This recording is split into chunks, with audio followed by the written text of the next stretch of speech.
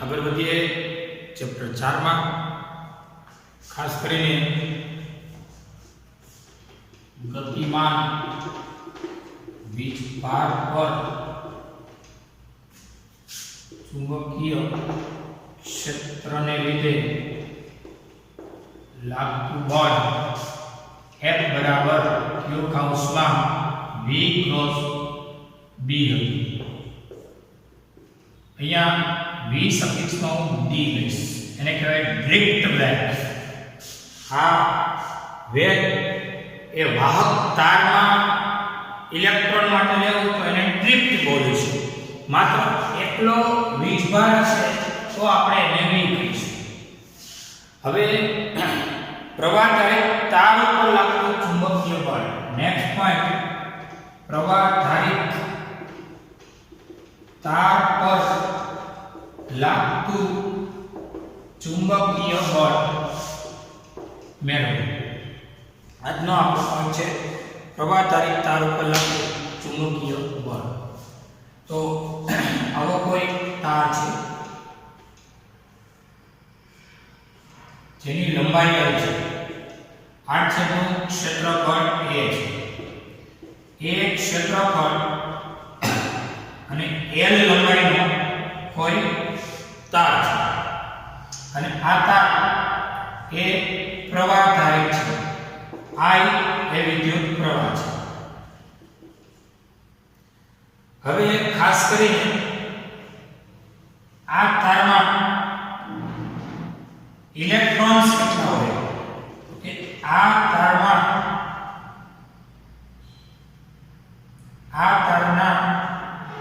એક ઇલેક્ટ્રોનની સંખ્યા આ તારના કોઈ એક ઇલેક્ટ્રોન માટે એકમ કદમાં ઇલેક્ટ્રોન સંખ્યા, જેને કહેવાય સંખ્યા ઘનતા। આના પરથી n બરાબર nv, એટલે કે n બરાબર સ્મોલ n અને v એટલે આ તારનું વોલ્યુમ।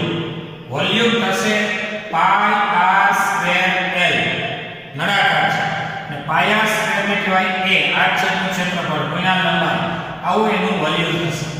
વોલ્યુમ એટલે a, આ સંખ્યા છે। તો એક ઇલેક્ટ્રોન માટે તમે n આટલું વિચારો, વીજભાર 1 કુલમ હોય, એને બદલે આપણે q વીજભારની વાત કરીએ તો q વીજભારની કણ માટે એ શું થશે, એ q બરાબર n * e થશે। એટલે કે આ સંખ્યા છે આ તારના એકમ કદમાં ઇલેક્ટ્રોનની સંખ્યા। એક મિનિટ, L લંબાઈનો તાર છે, I એમાં પ્રવાહ છે, કદ થાય આ પાઈ r સ્ક્વેર L એટલે કે n। આ તારના ઇલેક્ટ્રોન માટે એકમ કદમાં ઇલેક્ટ્રોન સંખ્યા ક્યાં, તો કે એકમ કદમાં આનું નામ શું, તો કે સંખ્યા ઘનતા। એટલે n બરાબર nv થશે, n નો n, v એટલે l, આ ઇલેક્ટ્રોન સંખ્યા મળી। ઇલેક્ટ્રોન સંખ્યાને વીજભાર વડે ગુણી નાખો એટલે કુલ વીજભાર મળે। બંને બાજુ q વડે ગુણી નાખો, બંને બાજુ e વડે ગુણો, વધુ સારું, e વડે ગુણો તો આ ne અને આ થઈ NeAl, બંને બાજુ સ્મોલ e વડે અને ne એટલે કહેવાય q। તો q બરાબર NeAl અને આને નંબર આપી દો 2 અને ne બરાબર q થઈ, એના માટે જવાબદાર અહીંયા કારણ લખું, q બરાબર ne કૌંસમાં કહેવાય ક્વોન્ટમીકરણ। આવું કારણ કૌંસમાં લીધું વીજભારનું ક્વોન્ટમીકરણ। આ થયા એના વીજભાર, એટલે કે આ તારના ઇલેક્ટ્રોન એટલે કે વીજભારો. આ તારમાં રહેલા વીજભારો માટે સંખ્યા ઘનતા પરથી સંખ્યા મળી છે અને સંખ્યા મળી અને બંને બાજુ વીજભારના પ્રાથમિક એકમ સ્મોલ e વડે ગુણો એટલે કુલ વીજભાર મેળવો અને Q ટોટલ કહેવાય. Q ટોટલ એટલે કુલ વીજભાર મેળવો. તો હવે આ કુલ વીજભાર ઉપર લાગતું બળ. હવે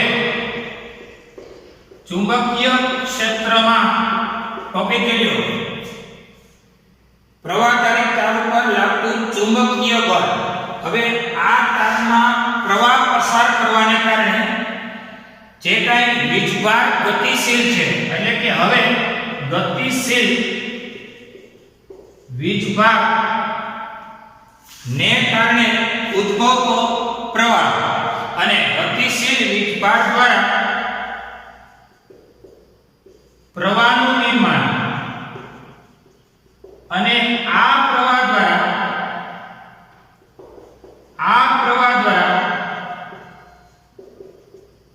ચુંબકીય ક્ષેત્ર. યાદ રાખજો પ્રવાહધારી તાર પોતે છે એટલે એનો મતલબ એ કે અહીંયા બેટરી છે અને આ પ્રવાહધારી તાર પર લાગતું ચુંબકીય બળ ગણવા જાવ છો તો એના વીજભારો મળી ગયા. આ પ્રવાહ દ્વારા ચુંબકીય ક્ષેત્ર ને લીધે કેપિટલ Q વીજભાર પર લાગતું બળ F બરાબર Q કૌંસમાં V ક્રોસ V અને આને કહેવાય VD ડ્રિફ્ટ અનુભવ છે. વીજભાર એક કણો કેપિટલ Q ની અંદર જે કાંઈ Q બરાબર E ની હોય એ બતાય. તો હવે F બરાબર કેપિટલ Q એટલે NEAL N E A L આ કેપિટલ Q કૌંસમાં V ક્રોસ B. હવે તમે જાણો છો F બરાબર J બરાબર NEVD. તો N E અને VD એને કહી દઉં J AL અને cross B. J AL J એ સદિશ રાશિ છે અને અહીંયા હું તમને કારણ આપી દઉં છું J બરાબર NEVD અને J સદિશ રાશિ છે તો J કઈ પેટર્ન બતાવે છે. ચલો અહીંયા જોઈ લો કે F બરાબર J A એને કહેવાય R L અને ક્રોસ B. J A એટલે કે આ સ્ટેપ જોજો. આ સ્ટેપ નો અભ્યાસ આપણે અહીંયા કરી રહ્યા છીએ. J A એને I શા માટે કહેવાય? એનું કારણ છે કે વિદ્યુત પ્રવાહ ઘનતા J એટલે એકમ ક્ષેત્રફળમાંથી પસાર થતો પ્રવાહ. તો પછી J એટલે I by A. તો J A હોય ને J A એટલે I. I રહ્યો J into A એટલે I. તો આ J into A ની જગ્યાએ આપણે I મૂકી into L અને ક્રોસ B અને F બરાબર I L ક્રોસ B. જેમાં F નું માન લ્યો તો કહેવાય ILB. એમાં IL ને કહેવાય પ્રવાહ ખંડ. પ્રવાહની દિશાનો તારની લંબાઈનો ખંડ અને B એટલે ચુંબકીય ક્ષેત્ર. આમાં પણ જમણા હાથના સ્ક્રૂના નિયમનો ઉપયોગ કરીશું. ફરીથી પ્રવાહધારી તાર પર લાગતું ચુંબકીય બળ. તો આ પ્રવાહધારી તાર જેનું ક્ષેત્રફળ એ છે, તારની લંબાઈ L છે, પ્રવાહ I છે. એનું કદ થશે પાયા સ્ક્વેર પરથી 8 નું ક્ષેત્રફળ ગુણ્યા L એટલે એની લંબાઈ. સમીકરણ એકમ કદમાં રહેલા ઇલેક્ટ્રોનની સંખ્યા જેને કહેવાય સંખ્યા ઘનતા. n મળી ગયું NV અને V એટલે AL. હવે બંને બાજુ E વડે ગુણો તો NE બરાબર NEA. તો NE એટલે Q બરાબર NE અને NEA. સમીકરણ નંબર 2 હવે ગતિશીલ વીજભાર દ્વારા પ્રવાહનું નિર્માણ થયું છે અને આ પ્રવાહધારી તાર પર લાગતું ચુંબકીય બળ મેળવવા આ પ્રવાહધારી તાર દ્વારા ચુંબકીય ક્ષેત્રને લીધે q વીજભાર ઉપર બળ લાગશે અને આ બળ F બરાબર q કૌંસમાં v ક્રોસ b છે. જે સૂત્રમાં q બરાબર મૂકી દો NEAL એટલે કે એની VD ને કહેવાય JAL ક્રોસ b થશે EL અને JA જેને કહેવાશે IL ક્રોસ b આ બળનું સૂત્ર જેમાં J એ વિદ્યુત પ્રવાહ ઘનતા છે એને કહેવાય I/A એટલે I બરાબર J J ની જગ્યાએ I મૂકી શકો એનું મૂલ્ય કહેવાય ILB. અહીંયા સુધી જરા નજર કરી દો.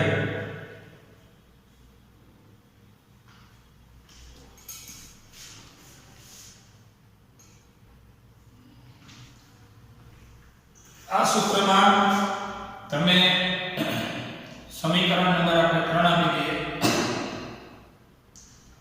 આ પ્રવાહધારી તાર નો નાનો ખંડ લઈ લો.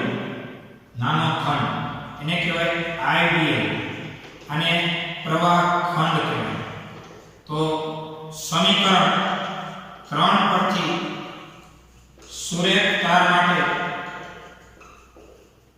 તમે આવું પણ લખી શકો છો કે સરવાળામાં IDL IL ની જગ્યાએ DL કારણ કે DL પાછો DL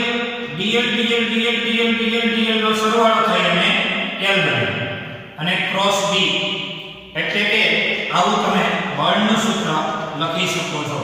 આ સૂત્રનું કોઈ ખાસ મહત્વ નથી. આનું મહત્વ છે આ જોઈ લો.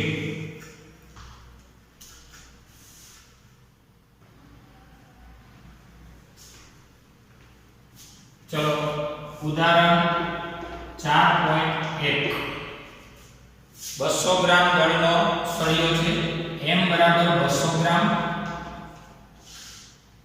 1.5 મીટર લંબાઈનો છે l બરાબર 1.5 મીટર એવો સીધો તાર 2 એમ્પિયર પ્રવાહ ધરાવે છે. પ્રવાહ I બરાબર 2 એમ્પિયર સમક્ષિતિજ અને સમાન ચુંબકીય ક્ષેત્રમાં હવામાં લટકેલો રાખેલો છે. ચુંબકીય ક્ષેત્રનું મૂલ્ય કેટલું? સમક્ષિતિજ સમાન ચુંબકીય ક્ષેત્ર B માં સમક્ષિતિજ તેમજ સમાન ચુંબકીય ક્ષેત્ર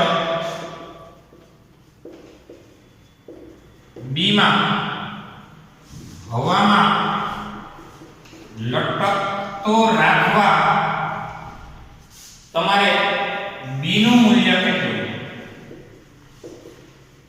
આવો પ્રશ્ન છે.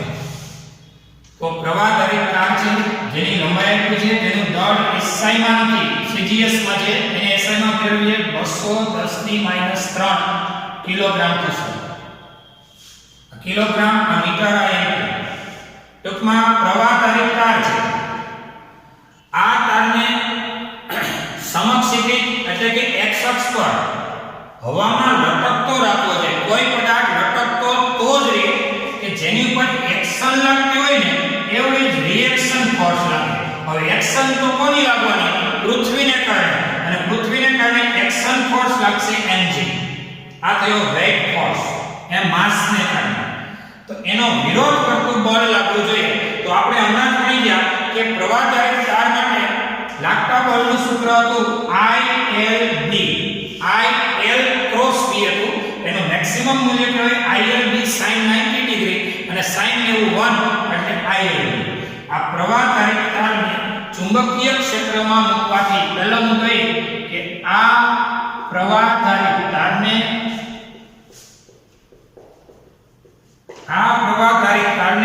ચુંબકીય ક્ષેત્રમાં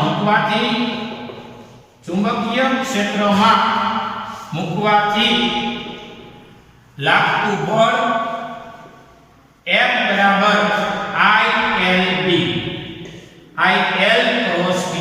હમણાં ટોપિક ભણી ગયા હતા ચુંબકીય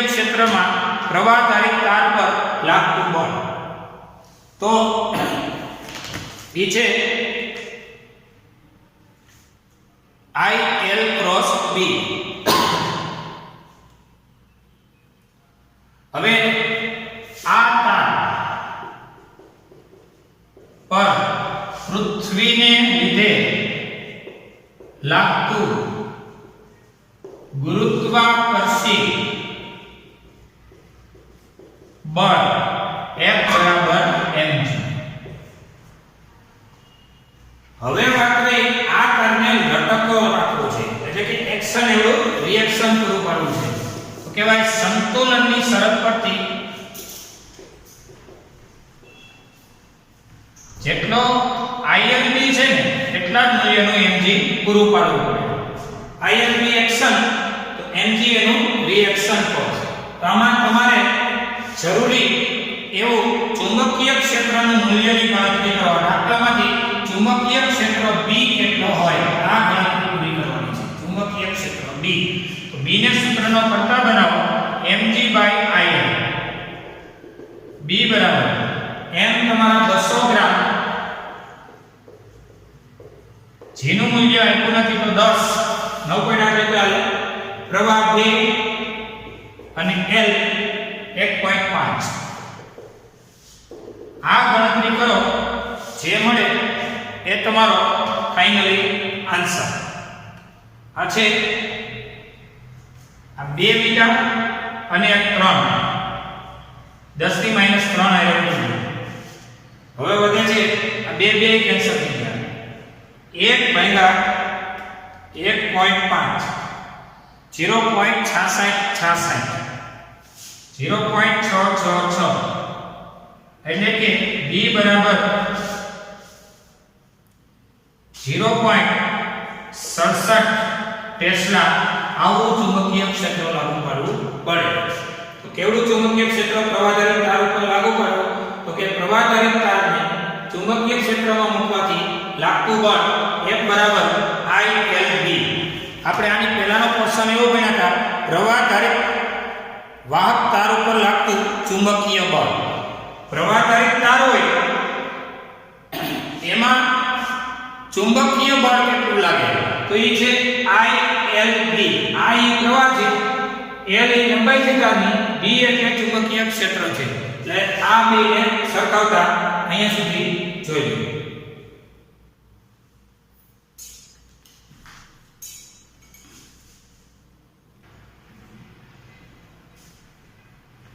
ચલો ઉદાહરણ નંબર 4.2.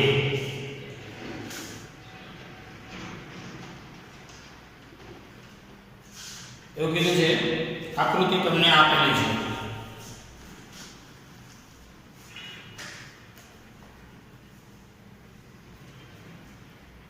જો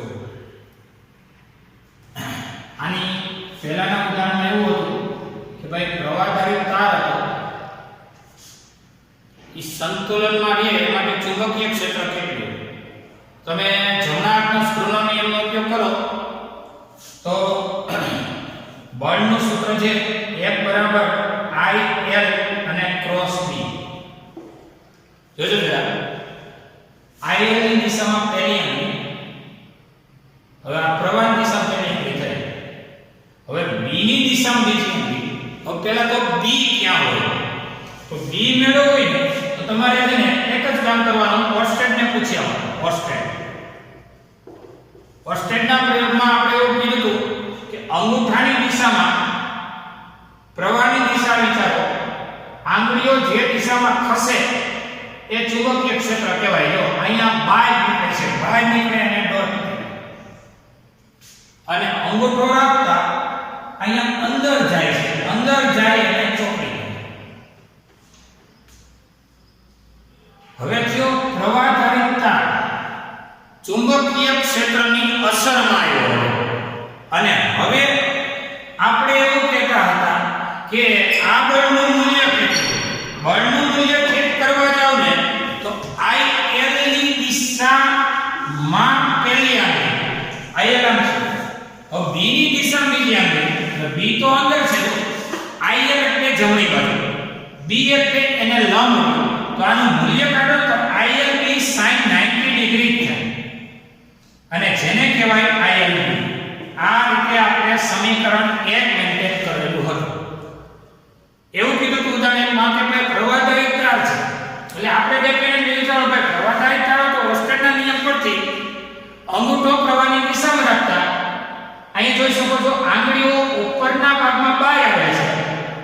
યાત્રીઓ અંગૂઠો પ્રવાહની દિશા રાખતા નીચેના ભાગમાં અંદર જાય તો ઉતરી, બહાર આવે તો ડોટ.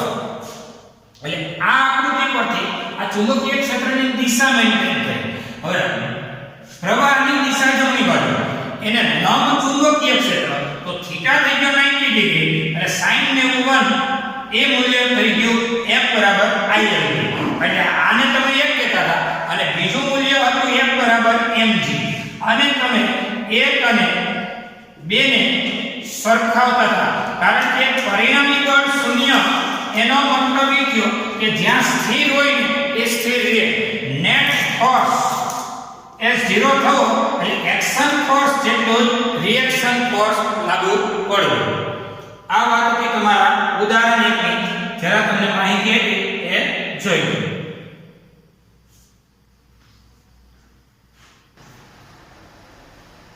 ચલો ઉદાહરણ 4.2 ચુંબકીય ક્ષેત્ર ધન y અક્ષને સમાંતર. આકૃતિ જોઈ લો. આ x અક્ષ આકૃતિ આપેલી હોય ને એટલે સીધી કોપી મારવાની થાય. x એને લંબ એવી y અને એને લંબ એવી z. જનરલી આપણે x y અને z લખતા હોય છે. આને કહેવાય એન્ટી ક્લોકવાઇઝ. અહીંયા આપણને x y અને z આ રીતે આપેલું છે. x એને લંબ y એટલે y અહીંયા આપેલું છે અને એને લંબ z. આ રીતે તમને આકૃતિ આપેલી છે. ત્રણેય અક્ષો પરસ્પર લંબ હોવાની એટલે વાત પૂરી થઈ. અહીં ચુંબકીય ક્ષેત્ર ધન y અક્ષને સમાંતર છે. ચલો ધન y અક્ષ ક્યાં છે? તો કે ધન y અક્ષ x z સમતલને લંબ અંદર તરફ છે. ટૂંકમાં અંદર જતી દિશાનું ધન y અહીંયા છે અને એ દિશામાં ચુંબકીય ક્ષેત્ર છે. તો ચુંબકીય ક્ષેત્ર અંદર જતું હોય એટલે ચોકડી, બહાર આવતું હોય તો ડોટ. અંદર તરફનું ચુંબકીય ક્ષેત્ર છે. આ x અક્ષ છે. ચુંબકીય ક્ષેત્ર અંદર જાય છે. બીજું અહીં વિદ્યુતભારિત કણ ધન x દિશામાં ગતિ કરે છે. ધન x દિશા આ વિદ્યુતભારિત કણ નો વેગ. પહેલો મુદ્દો ચુંબકીય ક્ષેત્ર. અહીંયા હું કહી દઉં કે આપણા બોર્ડના સમતલને લંબ અંદર તરફ છે. ચુંબકીય ક્ષેત્ર ધન y અક્ષ પર છે. બીજો મુદ્દો કયો હતો કે વિદ્યુતભારિત કણ ધન x અક્ષ પર v વેગથી ગતિ કરે છે. આ આપણો સવાલ છે. પહેલો પ્રશ્ન, આ વિદ્યુતભારિત કણ ઋણ વિદ્યુતભાર હોય. બીજો પ્રશ્ન, આ વિદ્યુતભારિત કણ ધન વિદ્યુતભાર હશે.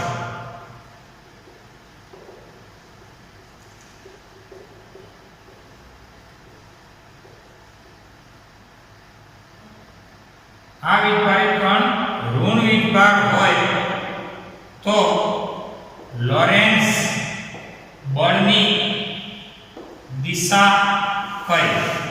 એવો સવાલ છે.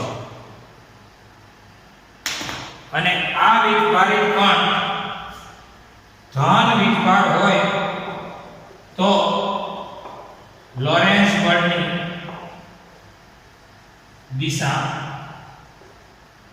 કઈ? આ આપણા બે સવાલ છે. હવે સામાન્ય રીતે આકૃતિ આપેલી છે, બોર્ડમાં પૂછાઈ ગઈ આપેલી છે. ચુંબકીય ક્ષેત્ર અંદર જાય છે, વિદ્યુતભારિત કણ આ જમણી બાજુ જાય છે. તો આ વીજભારિત કણ ઋણ વીજભાર હોય તો લોરેન્ટ્ઝ બળની દિશા કઈ? તો આપણે લખશું લોરેન્ટ્ઝ બળ. જરા જો લોરેન્ટ્ઝ બળ F બરાબર Q કૌંસમાં E વત્તા V ક્રોસ E. આ બળનું સૂત્ર છે. આ બળના સૂત્રમાં વીજભારિત કણ અહીંયા ઋણ છે, q ની જગ્યાએ ઋણ q. તો પછી F ગણાશે ઋણ q કૌંસમાં E વત્તા V ક્રોસ B. હવે V ક્યાં છે ને B ક્યાં છે જો અહીં આકૃતિમાં તમને કોઈ ઇલેક્ટ્રિક ફિલ્ડનો ઉલ્લેખ કરેલ નથી. તમને એમ જ કીધું છે ચુંબકીય ક્ષેત્ર આમ છે, વિદ્યુત ક્ષેત્રનો કોઈ ઉલ્લેખ કરેલ નથી. એટલે અહીં ઇલેક્ટ્રિક ફિલ્ડ 0, કારણ કે ઇલેક્ટ્રિક ફિલ્ડ કઈ ચર્ચામાં જ નથી. તેથી F બરાબર Q, આ 0 નથી લખતો, સીધો V ક્રોસ B. હવે આ બળની દિશા નક્કી કરવા માટે સમીકરણ 1 પરથી જમણા હાથના સ્ક્રૂના નિયમથી F વેક્ટરની દિશા, જો જમણા હાથનો સ્ક્રૂનો નિયમમાં વેગની દિશામાં પહેલી આંગળી, જરા ધ્યાન આપજો, વેગની દિશામાં પહેલી આંગળી, b ની દિશામાં બીજી આંગળી, બળ લાગશે ઉપર તરફ એટલે કે z દિશામાં, પણ નિશાની છે માઈનસ એટલે માઈનસ z તરફ લાગશે. ફરીથી v ની દિશામાં પહેલી આંગળી, b ની દિશામાં આ પહેલી b, આ પહેલી આંગળી, આંગળી નંબર 1, આ બીજી આંગળી b ની દિશામાં બીજી આંગળી.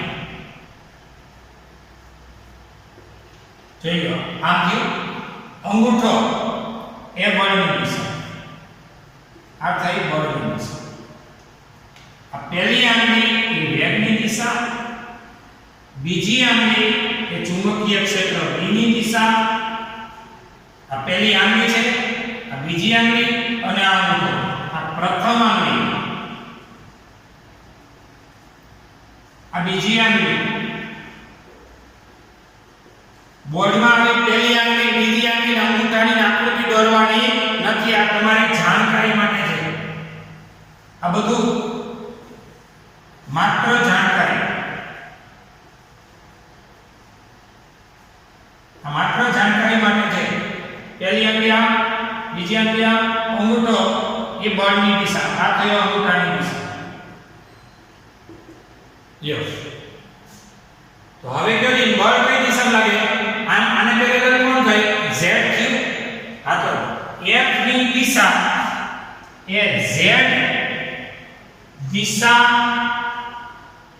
ની માઈનસ હોવાથી શું કહેવાય?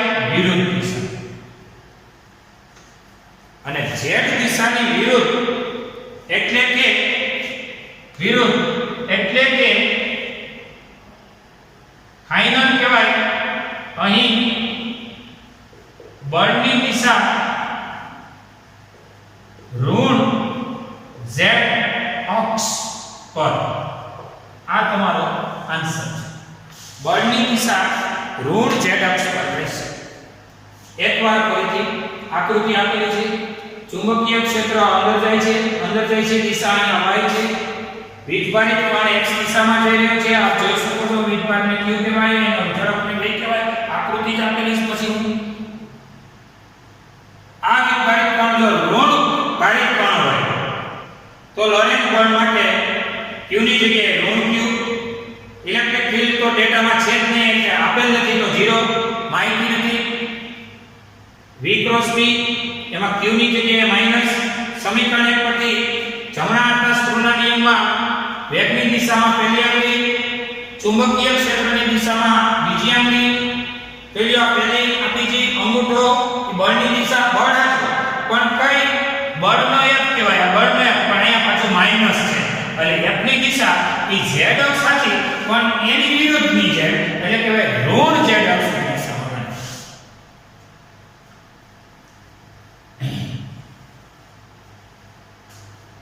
અહીં સુધી આવે છે ગીટા સુધી આવે છે હવે આ વિભારિત કોણ ધન વિભાર હોય તો લોરેન્સ બળની દિશા કઈ તો સિમ્પલ છે લોરેન્સ બળ ચલો જો લોરેન્સ બળ F બરાબર અહીંયા ધન q ઋણની જગ્યાએ ધન કૌંસમાં E વત્તા V ક્રોસ B અહીં ઇલેક્ટ્રિક ફીલ્ડ એ 0 લેવાનું છે જેમાં અહીંયા લીધેલું અને એમાંય કે હવે એવું થાય કે F બરાબર q કૌંસમાં V ક્રોસ B થશે પહેલાથી વિરુદ્ધ મતલબ ઋણ z ને બદલે હવે એવું થાય ધન છે તો ગણતરી છે એટલે કરી વેગની દિશા પહેલી બીજી દિશા બીજી અહીં સમજાય એમાં બળ ઉપર ઉપર એટલે z એટલે આપણો અહીંયા પ્રોગ્રામ પૂરો થયો અહીં બીજા કેસમાં અહીં બળની દિશા ઋણને બદલે ધન z અક્ષ પર આ ધન z અક્ષ પર બળની દિશા છે આ ઋણ z અક્ષ પર બળની દિશા છે લોરેન્સ બળના સૂત્ર દ્વારા તમે જોઈ શકો છો બસ આ આપણો સવાલ હતો અહીંયા સુધી જોઈ લો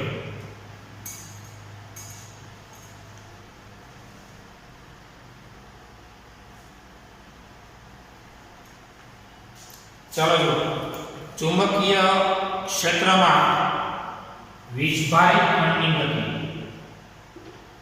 ચુંબકીય ક્ષેત્રમાં વીજભારિત કણની ગતિ તો આવું કોઈ ચુંબકીય ક્ષેત્ર છે અહીં કહેવાય બોર્ડના સમતલને લંબ અંદર જતી દિશામાં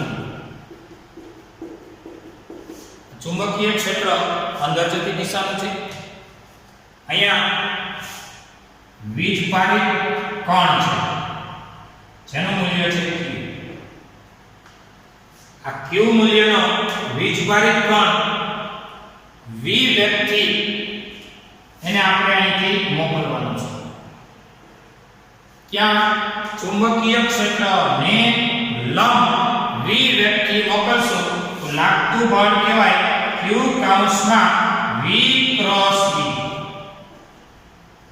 એમાંય જોઈ શકો છો કે આનું મૂલ્ય કહેવાય fm નું માન છે qvb sin 90 ડિગ્રી v આમ છે b લંબ છે sin 91 એટલે મૂલ્ય qqv qvb આવું મૂલ્ય છે હવે દિશાની વાત કરીએ તો આમ જ નથી થતો દળ તારીખ હોય માત્ર દળ તારીખ કણ v વેગથી જતો હોય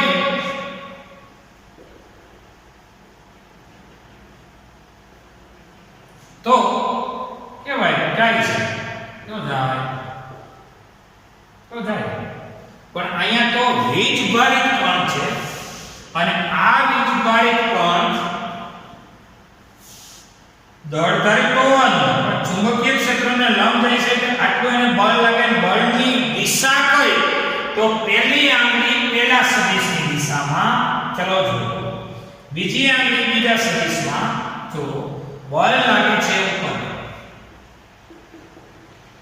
હવે બળ આમ લાગે અને જાવું હોય આમ તો અંતે જાહે ક્યાં તો એના માટે સમાંતર બાજુ ચતુષ્કોણનો નિયમ 11 સાયન્સમાં તમે ભણી ગયા છો કે આને સમાંતર એટલે આ પરિણામી બળની દિશામાં થશે એટલે પરિણામી બળ એટલે આ દિશામાં એ ગતિ કરશે અને દરેક વખતે આ વીજભારિત કણ એ આવી પરિણામી બળની અસરને કારણે એનો ગતિમાન એ આવો વર્તુળ ગતિમાર્ગ થશે. ફરીથી વીજભારિત કણ ને ચુંબકીય ક્ષેત્રને લંબ વિવ્યક્તિ ગતિ કરાવો ત્યારે બળ લાગે છે. જમણા હાથના સ્ક્રૂના નિયમ પરથી બળની દિશા અહીંયા જો વેગની દિશા છે ને એ સ્પર્શકની દિશામાં થશે. આવી આ બિંદુએ વેગ અને બળની દિશા છે ને એને લંબ છે આ બળ, અને આ બળનું નામ થાય કેન્દ્રગામી બળ. આ બળ કેન્દ્રગામી ગણાશે. કેન્દ્રગામી બળ એટલે કેન્દ્ર તરફ લાગતું બળ છે. જેનો વિરોધ કરતું બળ લાગશે કેન્દ્ર ત્યાગી બળ. એટલે કેન્દ્રગામી એટલો જ જો કેન્દ્ર ત્યાગી રહે તો આ વીજભારિત કણ એની ગતિ એ વર્તુળાકાર જાળવી રાખે છે. તો કેન્દ્રગામી બળ કહેવાય અહીંયા QVB. એની સામે કેન્દ્ર ત્યાગી બળ લાગશે એ ત્યાગી બળ લાગશે mv²/r. એ વેગ આધારિત બળ છે, દળને કારણે લાગે. અને r એટલે વક્ર માર્ગની રેડિયસ થઈ. સ્મોલ r ત્રિજ્યાના માર્ગે વર્તુળ ગતિ કરતો સ્મોલ q વીજભાર છે. થોડી વાર લાગશે પણ સમજાશે. દાખલા તરીકે કોઈ વ્યક્તિ એક શખ્સ ઉપર દોડતો જતો હોય અને તમે એનો હાથ ખેંચી રાખો તો એ નથી એક શખ્સ ઉપર જવાનો, નથી તમારી બાજુ આવવાનો, અને પોતે વક્ર માર્ગે ગતિ કરશે. યાદ કરો, કોઈ આમ જતો હોય એને કોઈ આમ ખેંચે તો નથી આ એક દિશામાં જઈ શકતો, નથી આ દિશામાં જઈ શકતો, કે જાય ક્યાં તો કે વર્તુળ ગતિમાં આગળ વધશે. આ ગતિને વર્તુળ ગતિ. અને અહીંયા એક v કેન્સલ, તો r બરાબર થયો mv/qv. આ r ને કહેવાય ગતિ માર્ગની ત્રિજ્યા. આ ગતિ માર્ગ વર્તુળ ગતિ માર્ગ થવાનું કારણ છે બે પ્રકારની સદિશ અસરમાં આ કણ છે. એક વેગની દિશા અને એક બળની દિશા. અને તમને થતું હોય કે આ વીજભારિત કણ ને બાહ્ય ક્ષેત્રમાં શા માટે આ લાવવું પડે છે. આ કોન્સેપ્ટ ભણતા ભણતા તમે ભણશો સાયક્લોટ્રોન, અને સાયક્લોટ્રોનનો ઉપયોગ થશે કોઈ દ્રવ્યના બંધારણનો અભ્યાસ કરવા માટે. કારણ કે આવો પ્રચંડ વેગમાન વાળો વીજભારિત કણ એ દ્રવ્યમાં છે ઊંડે સુધી જઈ અને અભ્યાસ કરાવી શકશે, દ્રવ્યના બંધારણનો અભ્યાસ કરવા માટે. એટલે આપણે ચુંબકીય ક્ષેત્રમાં વિદ્યુતભારિત કણને ગતિ કરાવો ત્યારે બળ લાગશે. સમીકરણ આ બળની દિશા જમણા હાથના સ્ક્રૂના નિયમથી તમને મળશે. વેગ નિયમ, બી નિયમ એટલે બળની આ દિશા, અને આ બળ કેન્દ્ર તરફ મળશે. અને કેન્દ્રગામી બળ અને કેન્દ્ર ત્યાગી બળને સરખાવતા એ પરિણામે એનું રેડિયસ મળશે. આ જે કાંઈ ટોપિક છે એ 2 મિનિટ માટે જરા જોઈ લો.